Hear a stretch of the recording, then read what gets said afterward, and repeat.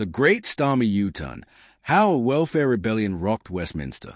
Just days ago, Keir Starmer was strutting around Westminster like he owned the place, confidently pushing through welfare cuts that would make even Scrooge blush.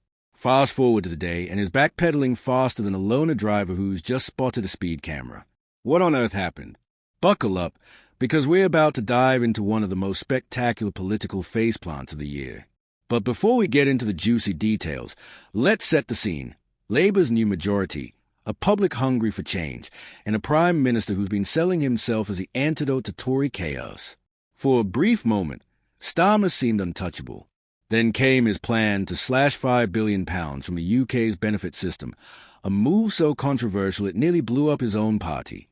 Starmer's pitch was simple: tackle ballooning welfare costs, curb what he called unsustainable spending, and prove Labour could be trusted with the nation's finances.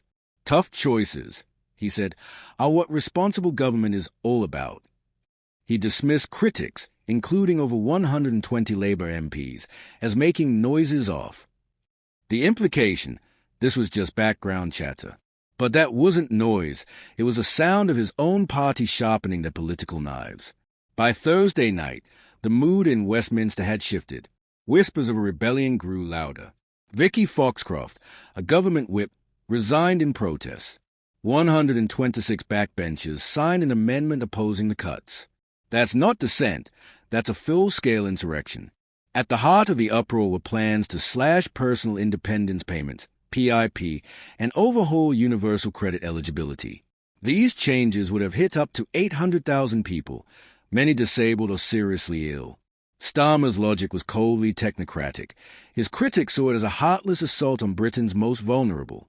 Leading the charge was Dame Meg Hillier, chair of the Treasury Select Committee, who all but told the PM, "Not on my watch, sunshine." Faced with mutiny, Starmer's famously loyally resolve melted. Downing Street went into panic mode, dispatching a spokesman for damage control and, by Friday morning, offering up not one, not two, but 3 major concessions. Here's what Labour's last-minute U-turn offered.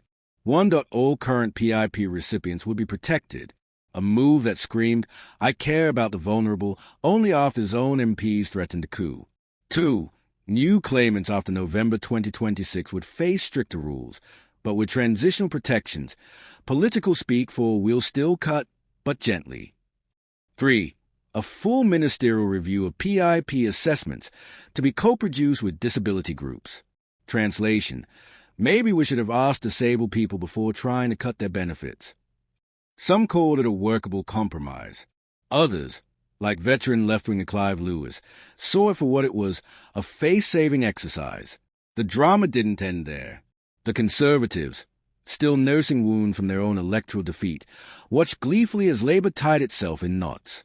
Shadow Chancellor Mel Stride called Starmer weak and rudderless, and after this performance, it's hard to blame him. This U-turn isn't an isolated incident.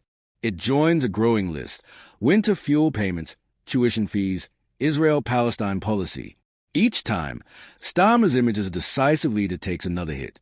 Each reversal gives Labour's internal factions more ammunition, fueling those whispered conversations about his long-term future. The perception is now dangerous. Starmer talks tough, but crumbles at the first sign of real pressure. That's political kryptonite for a PM still in his first year. So, where does this leave Britain's welfare system and Starmer's leadership? For now, his avoided outright mutiny. But the cost is stark, the fragility of his governing coalition exposed for all to see. He's not just fighting Conservatives, but also a fractured Labour Party still haunted by deep ideological divides. If welfare reform wasn't enough, Labour is reportedly finalising a controversial one-in, one-out migrant exchange deal with France. The plan: France would accept Channel migrants back, in exchange for Britain taking an equal number from French processing centres. Migration experts have branded it nonsensical, a charter for people-smuggling gangs, not a deterrent. With Channel crossings up 43% this year, it feels like rearranging deck chairs on the Titanic. So, is Starmer showing pragmatic leadership by listening to his MPs, or revealing a dangerous weakness that will haunt him?